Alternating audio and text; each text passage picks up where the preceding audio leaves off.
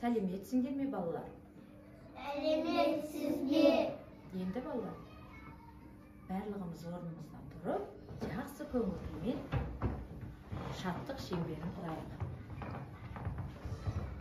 Орнымыздан тұрайық. Жақсы, балалар.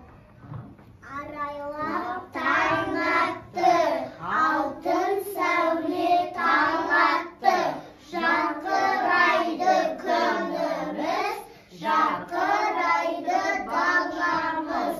Сәлеметсіңдер ме, балалар? Сәлеметсізбе. Жарайсыңдар. Балалар, бүгін көңіл күйіміз қандай? Жақсы. Жақсы, керемет, балалар. Осындай жақсы керемет көңіл күймен оқу қызметімізді бастайық. Кәне орнымызға жайғасып отырып алайық. Айтыңдаршы, қазір жылдың қай мезгілі? Жаз мезгілі. Жаз мезгіліндегі табиғаттағы ерекшеліктерді айтайықшы. Күн ысиды. Жасыл түске боянады. Жемістер піседі. Жақсы. Ағашта жасыл түске боялады. Көкөністер піседі. Апай жаңбыр жауады, боран соғады. Көкөністер де піседі. Жақсы. Көкөністер де пісе бастайды.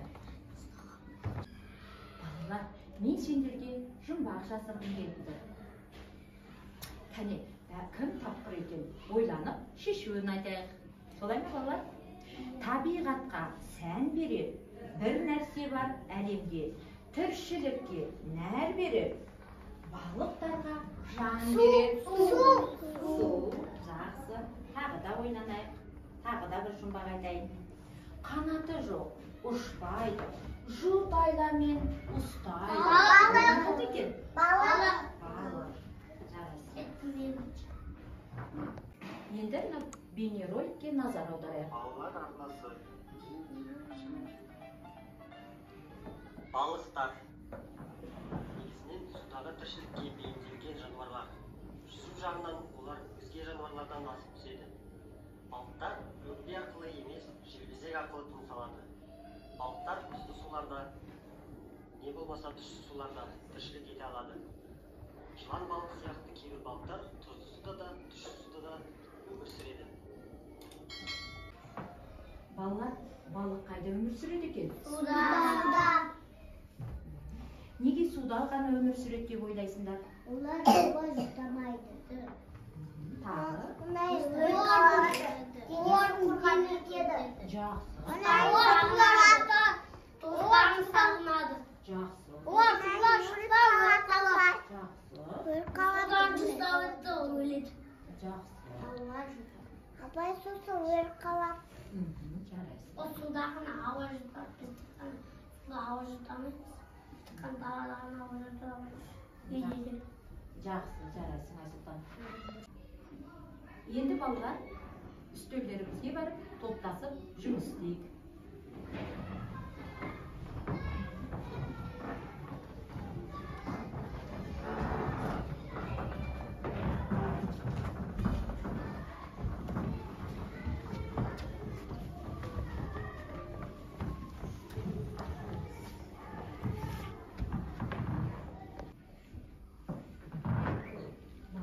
Сендердің үстел үстінде жаңағы балықтар.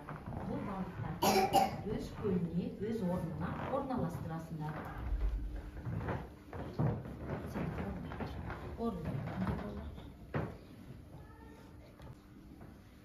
Балалар, сендердің үстел үстілерінде балық пішіндерін құрастырасыңдар.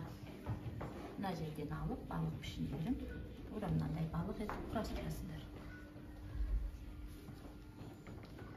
Сендердің үстел үстілерінде түрлі балықтар. Бұл балықтардың өз сыңарларын табасыңдар. Бір-біріне сыңарларын тауып қосасыңдар.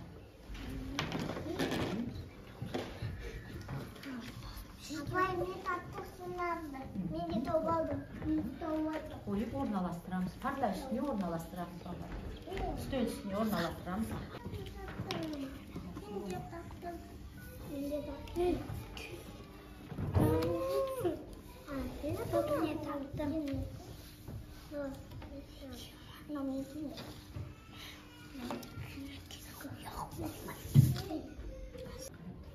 Ерсұлтан мен Ләйла өз көлдеріне орналастырды балықтарыңды. Өте тамаша.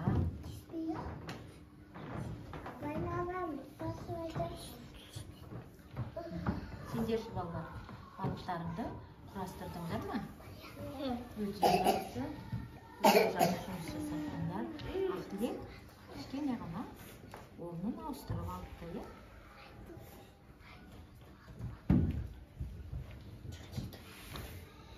Жақсы. Сендердің де балықтарың жақсы шығыпты балалар. Үшінші топтың балалары да өз сыңарларын дұрыс тауып шығыптыңдар. Жарайсыңдар балалар, керемет. Балалар, балықтың қандай пайдасы бар екен? Оның етін жейміз. Жақсы. Балықтың еті. Жақсы. Балалар, Бірақ қылтанағы бар. оның қылтанағы бар. Жақсы балалар. Ендеше бүгін су бетіне балық бейнесін салуды үйренеді екенбіз. Мен арнайы алдарыңа балалар дайындап қойдым. Қазір маған қараймыз. Су бетіне балық бейнесін салуды үйренеміз. Мұқият маған қараймыз.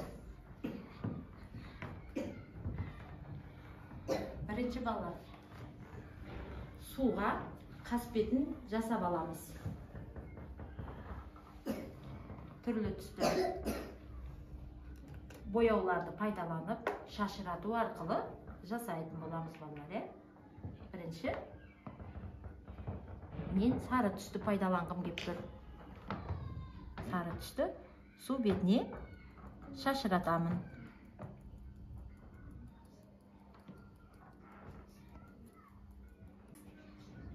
Енді тамшылар салатын болам балалар. Қоңыр түсті бояуда тамшылар салам.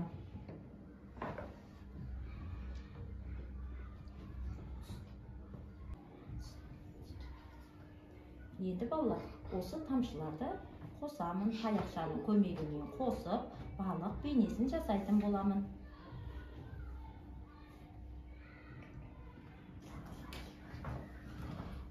Ал балалар, бәріміз жұмысымызды бастайық. Өздеріңе қалаған түстеріңді аласыңдар. Енді ақырын ғана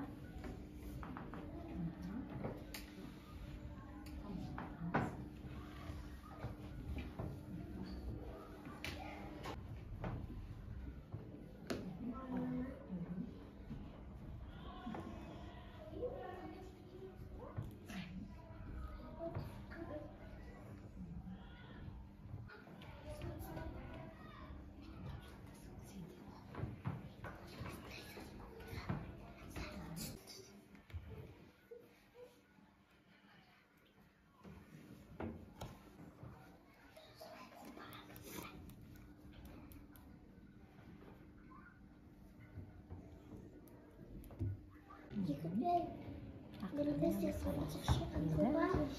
мынаумен ақырын үстін бастырағы қатып батырмаймыз.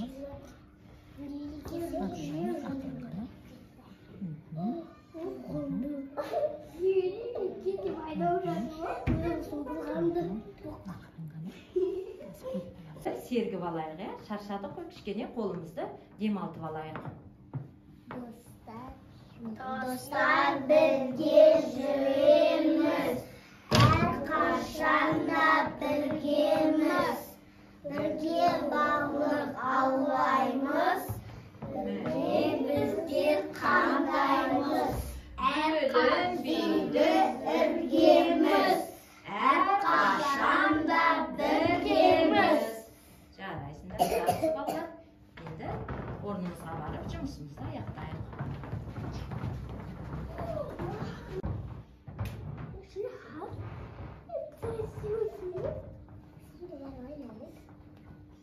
Кішкене асықпай үстін басамыз балалар. Баламыздың бейнесін көрсететін боламыз. Балалар, бүгін біз оқу қызметінде нені білдік балалар? Балықтардың дене бөлігі неше бөліктен тұрады екен? 3 бөліктен. Жақсы балалар. Ендеше барлығымыз балықша жүзейікші кәне. Қолымызды балықша жүзейік. Кәне бәріміз балық болып жүзейік. Жарайсыңдар балалар. Жақсы. Ендеше балалар балық аулау ойынымен жалғастырайық.